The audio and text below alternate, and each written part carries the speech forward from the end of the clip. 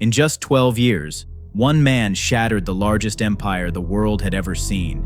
He was a military genius tutored by Aristotle, a king who believed he was a god, and a leader whose ambition knew no borders. His legend is so immense it's hard to believe it was real, but it was. This is the story of how a 20-year-old prince from a backwater kingdom conquered the known world. This is the full story of Alexander the Great in 3 minutes.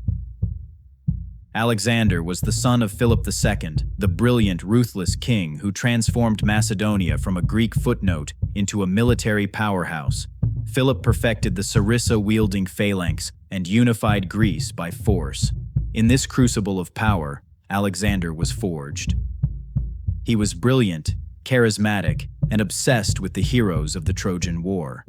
He learned philosophy from Aristotle, but his greatest lesson came from his father, that the sprawling, decadent Persian Empire to the east was ripe for conquest. After Philip's assassination, Alexander, at just 20 years old, inherited his father's throne, his army, and his epic ambition. In 334 BC, Alexander crossed into Asia and began a campaign that would never be equaled. He crushed the Persian forces at the Battle of Issus, where the Persian King, Darius III, fled in terror, abandoning his own family. Refusing to chase Darius, Alexander instead marched south, methodically conquering the entire Mediterranean coast. In Egypt, he was not seen as a conqueror, but a liberator. They crowned him pharaoh, and he founded the great city of Alexandria. Finally, at the Battle of Gaugamela, Alexander faced the full might of the Persian army. Outnumbered, he used brilliant tactics to charge directly at Darius, who fled once again. The Persian Empire collapsed. Alexander marched into Babylon, the new king of Asia. But Alexander was not finished.